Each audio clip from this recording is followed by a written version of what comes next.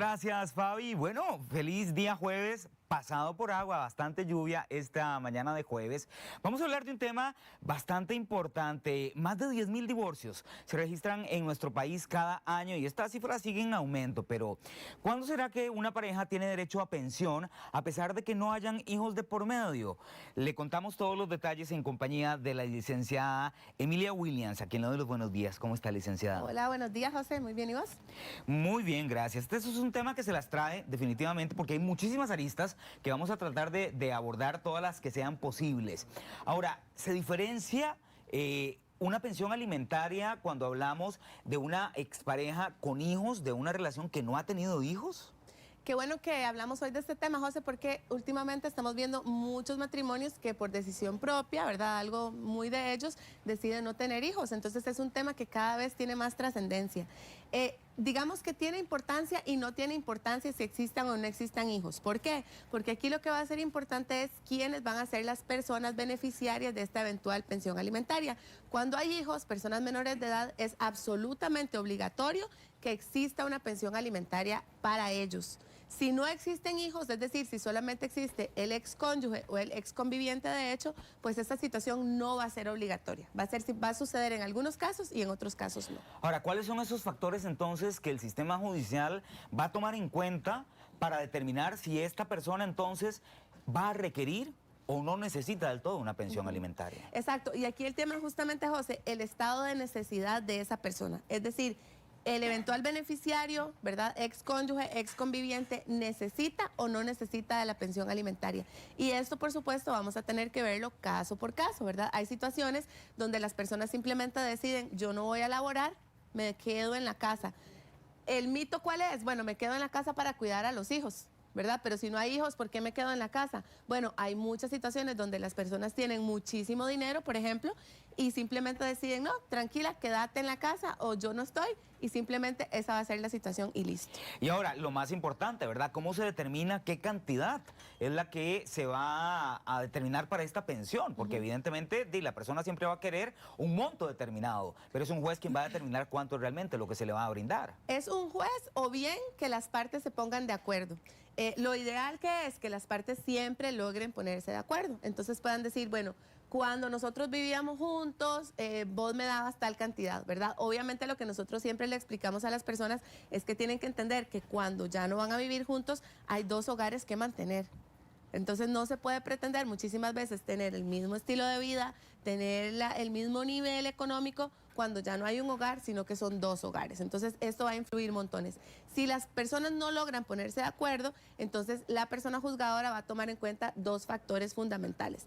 Uno, las posibilidades económicas que tenga la persona obligada, o sea, cuántos ingresos tiene, y dos, qué necesidades tiene la persona beneficiaria. Una combinación de esos dos factores van a dar un monto de cuota ideal para esta persona. Ahora, vámonos a diferentes escenarios, ¿verdad? ¿Qué sucede si hacemos todo este proceso, la persona presenta toda la solicitud ante el juez, se determina que sí, pero la expareja decide que no quiere pagar la pensión? Sí, pasan montones, ¿verdad?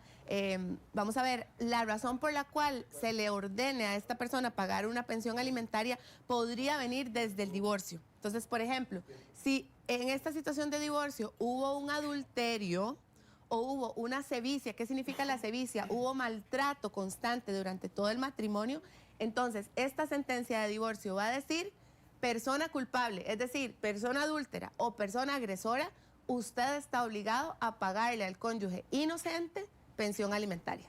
Entonces ves que es una orden judicial.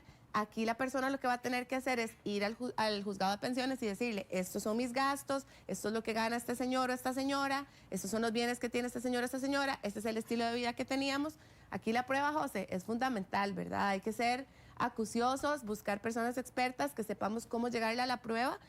Y luego el juez de pensión alimentaria le va a decir, señor o señora, usted fue adúltero, usted maltrató, aquí está la consecuencia. Y le cambio el panorama, licenciada. ¿Qué sucede si más bien yo me divorcié justamente porque a mí me fueron, me engañaron, ¿verdad? Y esta persona que me engañó me está solicitando una pensión alimentaria. Yo podría demostrar ante un juez que yo terminé en divorcio por un adulterio y de esta forma evitar pagar esta pensión.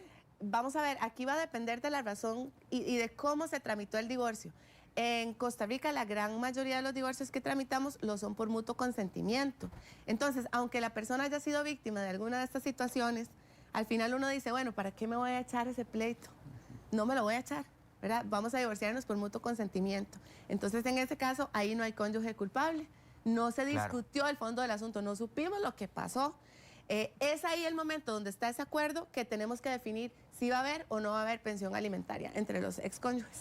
Ahora, vámonos a otro tipo de situaciones específicas, ¿verdad? Por ejemplo, circunstancias especiales.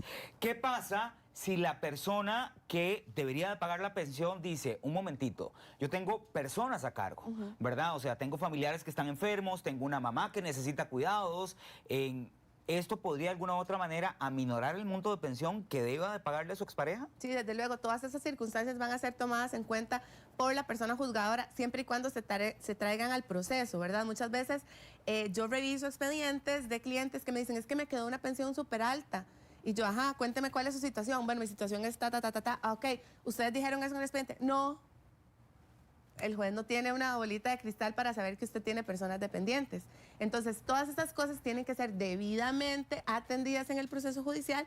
¿Por qué? Porque esa cuota que se fije eventualmente tiene que ser un reflejo lo más cercano posible a la realidad económica de esas familias. Entonces, todos esos documentos, elementos de prueba, tenemos que traerlos al proceso.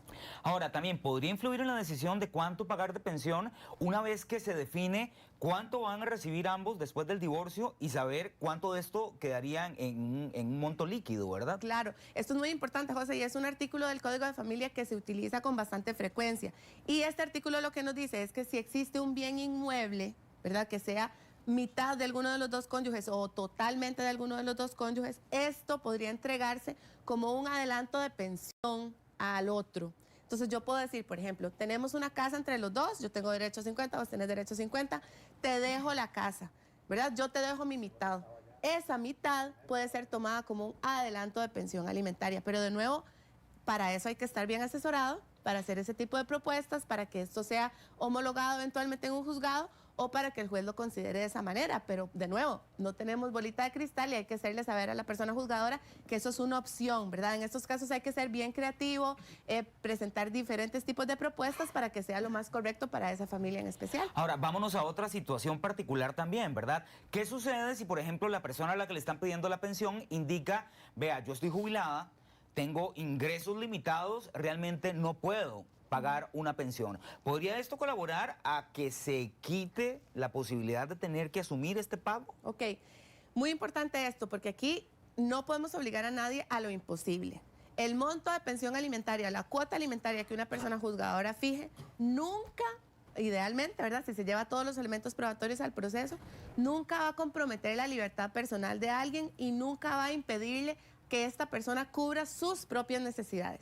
Si el monto que se puso está tan alto que se están dejando sin cubrir necesidades propias del obligado, hay que hacer una revisión, José. Recordemos que estos montos son esencialmente revisables, o sea, pueden variar en el tiempo, como varían nuestras circunstancias. Un día podemos tener un buen trabajo, un día podemos tener un mal trabajo, ¿verdad? Un día nos podemos ganar la lotería, para no ponerlo trágico. Entonces, todas las circunstancias pueden cambiar y estos montos van a ser esencialmente revisables en el tiempo.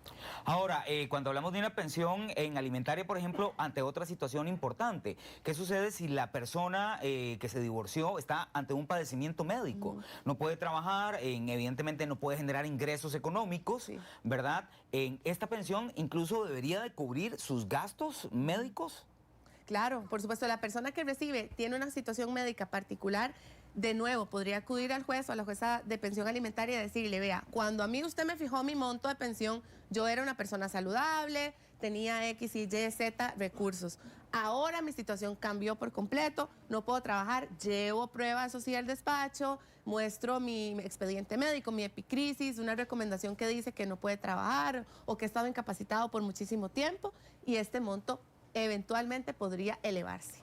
Bueno, qué interesante porque definitivamente, como lo hemos abordado en muchos de estos casos, a veces terminamos en las relaciones y damos por sentado muchas cosas, pero lo importante, como lo dicen siempre los sabios abuelos, el papelito habla. Sí. Así que siempre todo puede ser que cambie la perspectiva. Todo puede hacer que cambie la perspectiva. Así que siempre dejarlo todo clarísimo, buscar un abogado y hacer las cosas como tienen que ser para que cuando llegue este momento, que ya de por sí es complicado, podamos haber dejado las cosas claras. Así es, y que lo legal sea menos estresante que lo emocional, ¿verdad? Yo siempre digo eso, concentrarse en lo difícil que estamos pasando y dejar a los expertos que se ocupen de lo legal. Bueno, la licenciada Emilia Williams, muchísimas gracias, licenciada, por este...